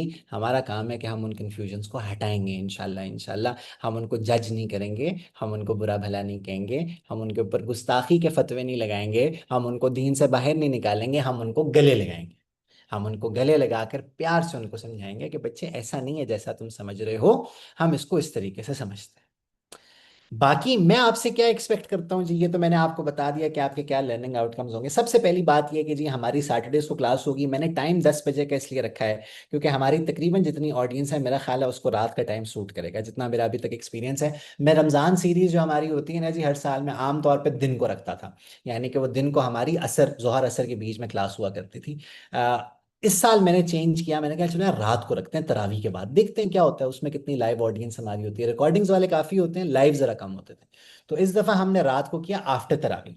तो वो 10 सवा 10 बजे हम शुरू करते थे, तो उसमें अल्हम्दुलिल्लाह हमारी लाइव ऑडियंस भी ज़्यादा होती थी, रिकॉर्डिंग्स वाले भी। चूंकि रमज़ान में रोज़े में दिन को ज़रा, वैसे ही आजकल तो गर्मी का मौसम चल रहा है, तो वैसे भी किसी से बात करने का भी दिल नहीं चाह रहा होता। तो इस तरह की चीज़ में ज़रा शामिल होना भी शायद मुश्किल हो, तो रात को ज़रा सुकून का टाइम होता है, आगे को काम काज भी नहीं होता। कल संडे है, आमतौर पे लोगों की छुट्टी ही होती है, उसमें भी हम फ्री हैं, तो इसमें अगर हम लेट भी हो जाएं थोड़ा बहुत, वैसे भी आजकल जल्दी सोने की कम ही लोगों को आदत होती है, तो इसलिए ये टाइम हमने रखा हुआ है। ये सिर्फ सैटरडेज को क्लास हुआ करेगी जी, थ्रू आउट द वीक आप फ्री होंगे। सैटरडे आप मुझे दे दें, मेरी आपसे रिक्वेस्ट है कि आप आ ही गए हो ग्रुप में और आपने आज की क्लास ज्वाइन ही कर ली, सैटरडे आप मुझे अपना दे दो। और पूरा सैटरडे ना दो, सैटरडे का 10 से 11 का स्लॉट आप मुझे दे दो, रात 10 से 11 का, ये आप मुझे दो। और मुझे अल्लाह की ज़ात से कवी उम्मीद है कि इसका आपको इंशाल्लाह इंशाल्लाह फ़ायदा होगा, रेगुलरिटी के साथ अगर करोगे तो। आप जिस तरह मैंने अपने आप पर पाबंदी डाल दी है कि मैंने सैटरडे को 10 से 11 कुछ भी नहीं करना, मेरी आपसे रिक्वेस्ट है कि आप भी इस तरह करो और आप अपने ऊपर पाबंदी डालो। और आइंदा से ये हमारी टोटल कितनी नंबर ऑफ लेसन होंगे जी, ये हमारे 21 होंगे। तो ये हमारा अच्छा भला सिलसिला चलता है, 5 माह तक चलता रहेगा इंशाल्लाह इंशाल्लाह। हमारी मुलाकात अब अगले 5 महीने तक हफ्ते में एक दिन, हफ्ते के दिन इंशाल्लाह इंशाल्लाह हुआ करेगी। आप सैटरडे अपना अभी से अपनी स्केड्यूलिंग ऐसे करो कि भाई सैटरडे को 10 to 11 में नहीं होगा। ये हमारे कोर्सेज, ये आज फ्री ट्रायल क्लास नहीं थी, ये हमारे कोर्सेज फ्री होते हैं जी। मेरा दिल यही होता है, हालांकि मुझे बीच में काफ़ी हमारे जो पुराने पुराने हमारे कुछ सीनियर मेंबर्स भी हैं, वो कहते हैं कि आप इनको पेड रखा करें। पेड क्लासेस होती हैं, लोग पैसे देकर आते हैं, तो उनके जो है वो जहन में भी इसकी अहमियत होती है। उनकी बात किसी हद तक ठीक भी है, मगर मेरा इसमें ये कहना होता है कि इसको हम बिल्कुल फ्री ऑफ कॉस्ट रखें, ओपन फॉर ऑल रखें, जो आना चाहता है आए, जो आना चाहता है आए। This is totally free of cost, हम इसमें कुछ भी नहीं लेते हैं और इसको हम ओपन फॉर ऑल रखते हैं। क्वेश्चंस आर ऑलवेज वेलकम, हम क्वेश्चंस को बहुत ज़्यादा एंटरटेन करते हैं। जो रमज़ान में मेरे साथ है इस दफ़ा, तो माशाल्लाह माशाल्लाह से, चूँकि बाद में कोई नमाज का टाइम भी नहीं होता था, तो आप लोगों को याद होगा कि 10 बजे हम शुरू करते थे, 10 सवा 10 बजे, 11 बजे मैं ख़त्म कर देता था अपनी बात, और फिर 11 से लेकर आगे तक सवालात शुरू होते थे, और कभी कभार 12 12 भी हमें हमारे रमज़ान में बचे। तो questions are always always welcome. मैं बिल्कुल पसंद करता हूँ आप लोग सवाल करोगे, रेलेवेंट हो तो क्या ही बात है। बाकी कोई इंडिविजुअल नेचर का क्वेश्चन है, कोई ऐसी चीज़ है जो रेलेवेंट टू द क्लास नहीं है, मेरा नंबर, आप लोग अगर व्हाट्सएप ग्रुप में ऑब्वियसली आप सारे के सारे हो ही, मेरा नंबर वहाँ पे जो मैसेज कर रहा है वो मैं ही हूँ, तो आपके पास मेरा नंबर ऑटोमेटिकली आ चुका है, आप मुझे मैसेज कर सकते हो। मैंने व्हाट्सएप ग्रुप को रिस्ट्रिक्ट किया हुआ है, उसमें कोई और मैसेज नहीं कर सकता। उसकी वजह ये है, उसकी वजह ये है, we are not added in the group. अगर कोई आप में से मेरी मदद कर दे और मैंने वहाँ पे लिंक शेयर किया हुआ है ग्रुप का, उसको प्लीज़ उठा के यार यहाँ पर पेस्ट कर दो। अगर आप में से कोई जल्दी से कर दे, जो व्हाट्सएप ग्रुप का मैंने लिंक शेयर किया हुआ है वो प्लीज़ यहाँ चैट में आके पेस्ट कर दें। यहाँ से जी आप ग्रुप में ऐड हो सकते हैं। फर्दर सारी की सारी हमारी कॉरेस्पॉन्डेंस ग्रुप के अंदर ही होगी। मैं मैसेजेस इसलिए मैंने रिस्ट्रिक्ट किए हैं ताकि वो क्लटर ना हो और जो काम की चीज़ें हैं वो आपके सामने रहें, और वो आमतौर पे वो गुड मॉर्निंग के और जुमा मुबारक के मैसेजेस हमारे पास ना आते रहें, और हम जो है वो काम की बात जो है वो हमारी चलती रहे। इस वजह से ये आपके पास लिंक आ रहा है जी, जो जो हमारे ग्रुप में ऐड नहीं है वो उसमें ऐड हो जाए, ये मेरी तरफ से। और आखिरी सबसे इंपॉर्टेंट बात ये है जी कि हम इस बात पर फख्र करते हैं कि अभी तक हमारी जितनी भी क्लासेस होती हैं, मैं जितने भी कोर्सेज करवा चुका हूँ, अब तो काफ़ी कुछ हम कर चुके हैं अल्हम्दुलिल्लाह। अल्हम्दुलिल्लाह, अल्लाह का करम है, अल्लाह का एहसान है। This is all free from all kinds of sectarian बाइस। हम इसको बिल्कुल फ़िरक़े की डिस्कशन से पाक रखते हैं। आप नोटिस करेंगे कि इंशाल्लाह इंशाल्लाह जब हम आखिर तक पहुंचेंगे तो आप खुद मेरे बारे में कोई अंदाज़ा लगा लो कि मैं कहाँ से ताल्लुक़ रखता हूँ, तो आप लगा लो। मैं आपको एक दफ़ा भी नहीं बताऊंगा कि मैं कौन हूँ। और मैंने आपको बता दिया है मेरा एकेडमिक बैकग्राउंड क्या है, मैं कहाँ से पढ़ा हूँ वगैरह वगैरह, उससे आप अंदाज़ा लगा लो तो लगा लो। मैं प्रचार नहीं करूंगा कि मैं कहाँ से पढ़ा हूँ, मैं कौन हूँ वगैरह वगैरह। आप खुद को अंदाज़ा लगा लो तो लगा लो। ना मुझे इसमें दिलचस्पी है कि आप कौन हो और आप किस मसलक से ताल्लुक़ रखते हो, आप किस फ़िरके से ताल्लुक़ रखते हो। आप मुसलमान हो, आपने कलमा पढ़ा है, आप अल्लाह को एक मानते हो, आप रसूलुल्लाह सल्लल्लाहु अलैहि वसल्लम को अल्लाह का आखिरी रसूल मानते हो, आप मेरे लिए काबिल एहतराम हो और आप मेरे मुसलमान भाई हो। अगर कोई गैर मुस्लिम भी आना चाहते हैं, मैं जहाँ पढ़ाता हूँ वहाँ पे हमारी एक फीमेल नॉन मुस्लिम स्टूडेंट थी, क्रिश्चियन स्टूडेंट थी, उनको भी हम इसी तरह चलाते थे कि भाई तुम हमारी इंसानी बहन हो, बात ही खत्म होगी। तो हमारे इख्तलाफात अपनी जगह के ऊपर हैं। तो इसको हम इस बात पर फख्र करते हैं कि हमारी तमाम जितने भी कोर्सेज होते हैं उसमें हमारा कोई फ़िरकों के ऊपर डिस्कशन नहीं होता जी, क्योंकि और बहुत कुछ है डिस्कस करने को जिसमें फ़िरकों की ज़रूरत ही नहीं है डिस्कस करने को। हम बहुत अच्छे मुसलमान बन सकते हैं विदाउट डिस्कसिंग दीज थिंग्स, बहुत अच्छे मुसलमान बन सकते हैं, अल्लाह के यहाँ कामयाब भी हो सकते हैं अगर हम उन चीज़ों के ऊपर फोकस कर लें जो कॉमन अमंगस्ट एवरीवन है। बाकी अगले हफ्ते से हम प्रॉपर्ली इसको शुरू करते हैं जी। 11 बज चुके हैं, मैं अपनी बात को कंप्लीट करता हूँ। अगर आप में से कुछ पूछना चाह रहा हो आप चैट में भी लिख सकते हो, अभी मैं ये चैट देख लेता हूँ। आप अपने आप को अनम्यूट करके मैं अलाउ कर देता हूँ, अभी आप बात भी कर सकते हो। अगले हफ्ते हम ओरिजिन ऑफ अरब्स पढ़ेंगे जी, कि अरब कबाइल का वजूद कहाँ से आया है, अरब की बुनियाद क्या है और इनके जद्द आला कौन है वगैरह वगैरह, यहाँ से हम शुरू करेंगे जी। उसके बाद अल्लाह के नबी सल्लल्लाहु अलैहि वसल्लम के सिलसिला नसब को हम लाजमी पढ़ते हैं जी, कि आपके सिलसिला नसब में कौन अहम लोग हैं। वो बड़ा ज़रूरी है कि जो हम कहते हैं कि आपका ताल्लुक एक बहुत ऊंचे ख़ानदान से था, तो वो ऊंचा ख़ानदान क्या था। फिर प्री इस्लामिक सोसाइटी क्या थी, आपसे पहले क्या हालात थे, मज़ाहिब कौन कौन से थे जो चल रहे थे अल्लाह के नबी सल्लल्लाहु अलैहि वसल्लम की पैदाइश से पहले। उसके बाद आपके पैदाइश से पहले दो बहुत अहम इंसिडेंट्स हुए, उनको हम पढ़ेंगे। ये बहुत बड़े वाक़यात थे, एक बहुत ही इम्पैक्टफुल वो इंसिडेंट्स थे, उनको हम पढ़ेंगे। और उसके बाद अल्लाह के नबी सल्लल्लाहु अलैहि वसल्लम की पैदाइश के ऊपर पहुंचेंगे और पैदाइश के ऊपर मुकम्मल करेंगे। और उसके बाद तीसरे हफ्ते में इंशाल्लाह क्या होगा वो अगले हफ्ते में आपको इंशाल्लाह इंशाल्लाह बताऊंगा। ये मेरी तरफ से है जी। आप में से कोई अपने आप को अनम्यूट करके बात करना चाहता है तो ज़रूर कर सकता है जी। मैं यहाँ से अलाउ कर देता हूँ। कोई चैट में कुछ लिखना चाहता है, कोई सवाल है, कोई इन इन चीज़ों के बारे में कोई चीज़ है जो आपको यानी को आप पूछना चाहते हो कोर्स से रिलेटेड, तो आप ज़रूर करो। नहीं है तो हम इसको यहीं कंक्लूड करके छुट्टी करते हैं जी, और अगले हफ्ते मुलाकात होती है इंशाल्लाह। अच्छा जी। I was watching a video in which a Pakistani teenage actress with one of his friends committing that namaz is not enough for depression. They were claiming that psychologists are the solution. अगर तो जुबैर, आपका नाम जुबैर है मेरा ख्याल है, ये बीच में आपने कैसे लिखा हुआ है वो थोड़ा सा मिट रहा है। यार I have seen that clip, मैंने वो क्लिप देखा हुआ है। और अगर आप मेरे से पूछो शी वॉज राइट, वो ठीक कह रही थी। वो ये नहीं कह रही थी कि नमाज सोल्यूशन नहीं है, वो ये कह रही थी कि नमाज is not the only solution. ऐसे ही है, आपको बुखार होता है तो आप नमाज पढ़ते हो, नमाज पढ़ो, दो नफिल पढ़ के अल्लाह से मांगो, ये सुन्नत है, मगर आप दवाई नहीं लेते हो। हम सबको कोविड, हम सबको मेरा ख्याल से हुआ है, हम सब ने क्या दो दो नफिल पढ़े थे? वो भी पढ़ने हैं, साथ में हमने एजोमैक्स नहीं ली। तो अगर किसी को कोई मेंटल हेल्थ इलनेस है तो आप उसको अकॉर्डिंगली उसको ट्रीट करोगे ना मेरे भाई, उसका आप इलाज करवाओगे। मगर आप मुसलमान क्या करेगा, मुसलमान और गैर मुस्लिम में फर्क क्या होगा कि गैर मुस्लिम उस इलाज के ऊपर रिलाय करेगा, मुसलमान वो इलाज करवाएगा मगर रिलाय अल्लाह की जात के ऊपर करेगा कि अल्लाह इसमें शिफा पैदा करेंगे बस। तो वो मेरा ख्याल से ठीक ही कह रही थी, मगर हम चूंकि बहुत जज्बाती मुसलमान हैं और इंटेलेक्चुअल मुसलमान नहीं हैं, तो हम किसी भी चीज़ को, हम एक जुमला पकड़ के उसके बाद एकदम हम जज्बात में आ जाते हैं, दलील हमने सुननी नहीं होती, अगली की बात हमने सुननी नहीं होती, और दीन से निकालना और उसको बेदीन कहना और उसके ऊपर तरह तरह की बातें करना, तो फिर हम शुरू हो गए। तो अगर आप मेरे से पूछते हो तो मैं तो यही कहूँगा, अच्छे जी, इंशाल्लाह इंशाल्लाह एवरी सैटरडे अभी रिकॉर्डिंग अबू बकर लेक्चर, ये जी यूट्यूब के ऊपर, अच्छा हाँ, यूट्यूब के ऊपर ये लाइव स्ट्रीम अभी हो रहा है, तो वही रिकॉर्डिंग है। तो वो लिंक आपके पास आ चुका है। मेरा यूट्यूब के ऊपर कोई चैनल नहीं है जी। ये हम जो चीज़ करते हैं उसको हम लाइव स्ट्रीम कर देते हैं, आप उसको देखोगे तो बड़ी स्कैटर्ड चीज़ें पड़ी हुई हैं। मैं चाह रहा हूँ कि अब मेरे पास जितना रिकॉर्डेड मटेरियल है उसको यूट्यूब के ऊपर लाया जाए। मैं ज़रा स्केप्टिकल था यूट्यूब के बारे में, जिसकी वजह से हम उसके ऊपर नहीं जाते थे। मैंने ज़रा उसको देखना है, वहाँ पे एड्स वगैरह बिल्कुल भी ना आए, वो डीमोनेटाइज्ड हो, उसमें कोई मोनेटाइजेशन ना हो, उसको भी मैं चेक करूंगा। तो हम यहाँ पर रिकॉर्ड नहीं कर रहे क्योंकि वो कुछ लोगों के लिए वो एक्सेसिबल फिर नहीं रह पा रहा होता। तो हम, आप वहाँ पे, मैं यूट्यूब का भी लिंक दोबारा शेयर कर देता हूँ ग्रुप में, तो वही रिकॉर्डिंग आपके पास आ जाएगी। It is easily accessible for all. Group का आपने लिंक शेयर कर दिया जी। यू हैवंट बीन बायस्ड, जजाकल्ला जी, थैंक यू वेरी मच। जजाकल्ला फॉर स्टार्टिंग, थैंक यू जी, ज़बरदस्त, ज़बरदस्ती। अच्छा, आप लोग ये जितने हो ना, मैं रिक्वेस्ट करूंगा कि नेक्स्ट क्लास में अपने आप को ज़रा रीनेम कर लिया करें, अपना नाम लिख लिया करें, तो ज़रा वो आसानी से पता भी चल जाता है कौन है। ज़रा एड्रेस करना भी अच्छा होता है। तो जिनके फ़ोन के मॉडल्स आ रहे हैं या कुछ और आ रहा है, तो अपने नाम के साथ कर लो तो ज़रा अच्छा हो जाता है। Will be follow any specific resources for the course? अभी तो बच्चे मैं ही रिसोर्स हूँ, बाकी मैं बुक्स, आपको तो मेरा ख्याल से यू हैव बिन, नहीं आप तो एयर यूनिवर्सिटी से हो मेरा ख्याल है। बच्चे मैं बता दूंगा, अगर किसी, मैंने कि नेक्स्ट वीक मैं बताता हूँ कि क्या किताबें पढ़ी जा सकती हैं। मैं तो स्कैटर्ड मुख्तलिफ रिसोर्सेज से हेल्प लेता हूँ, नॉट जस्ट वन। तो अभी के लिए आप मुझे अपना रिसोर्स कंसिडर कर लो। पढ़ना चाहते हो क्या, उसमें मैं इंशाल्लाह गाइड आपको बीच में करता रहूंगा।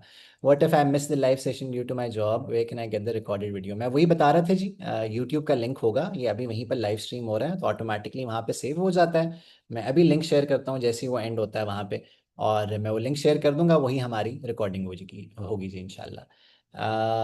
इन 21 lessons full life like every minor से major aspect will be covered. उनके बाद हमें कोई और खुद से पढ़ने की ज़रूरत नहीं। लेकिन खुद से पढ़ने की तो हमेशा ज़रूरत रहेगी जी, और it can never be enough. तो इल्म तो हमेशा इंसान उसका प्यासा रहता है, और हर माइनर और मेजर एस्पेक्ट नहीं होगा, मगर मेजॉरिटी ऑफ द एस्पेक्ट्स होंगे। मेजॉरिटी, मेजर तो तमाम एस्पेक्ट्स हमने मेंशन करने ही करने, मेजॉरिटी ऑफ द लाइफ हम कवर करेंगे रसूलुल्लाह की, इंशाल्लाह इंशाल्लाह। बाकी ऐसा नहीं है कि यही सब कुछ है। मैं पढ़ा, ये चौथी दफ़ा मैं पढ़ा रहा हूँ, मुझे भी ज़रूरत है और मज़ीद पढ़ने की। आप अगर पहली दफ़ा पढ़ रहे हो तो आपको भी ज़रूरत है और ज़्यादा पढ़ने की। Will we go into the depths of Sira, dealing with all aspects of the prophet, or just the major stuff? ये मेरा ख्याल से बहजाद मैं इसका भी जवाब दे ही चुका हूँ। Only reading knowing about Sira can make you inclined towards Islam. In my opinion, yes। हाँ जी, बिल्कुल बिल्कुल, अगर उस तरीके से पढ़ा जाए जी, बिल्कुल हो सकता है, बिल्कुल हो सकता है। Very well explain following the session because, thank you जी, जजाकल्ला, जबरदस्त, बहुत अच्छा जी। साउंड मिस हो रही है, चलें, अगर मिस हो रही है तो बंद कर देते हैं, अगर कोई और सवाल भी नहीं है। नेक्स्ट सैटरडे जी 10 o'clock, इंशाल्लाह इंशाल्लाह, क्योंकि आइंदा फिर नमाजों का भी टाइम पीछे आता रहेगा, तो हम इंशाल्लाह इसको पीछे ले जाएंगे। अभी चूंकि 9:20 पे जमात हो रही होती है, तो उसके बाद 10 बजे का ही वक्त होता है, तो उसको हम पीछे ले आएंगे। अभी के लिए 10 ही है, और 10 से 11 तक मेरा टाइम होगा जी, ऊपर भी जा सकता है, और उसके बाद फिर आप लोगों का टाइम होगा। आप शुरू करो, जो पूछना है पूछो, जो गपशप लगानी है लगाओ, हम बैठे हुए हैं, ठीक है जी। तो ये मेरी तरफ से है। अल्लाह आप सबको बहुत जज़ाय खैर अता फरमाए, बहुत अच्छा लगा आप सबके साथ। और मैं यूट्यूब का लिंक शेयर कर देता हूँ, वही रिकॉर्डिंग की सूरत में आपके सामने होगा, और इंशाल्लाह हमारी नेक्स्ट सैटरडे को मुलाकात होती है। बहुत शुक्रिया जी, जज़ाकुमुल्लाह, अल्लाह ताला इसमें बरकत पैदा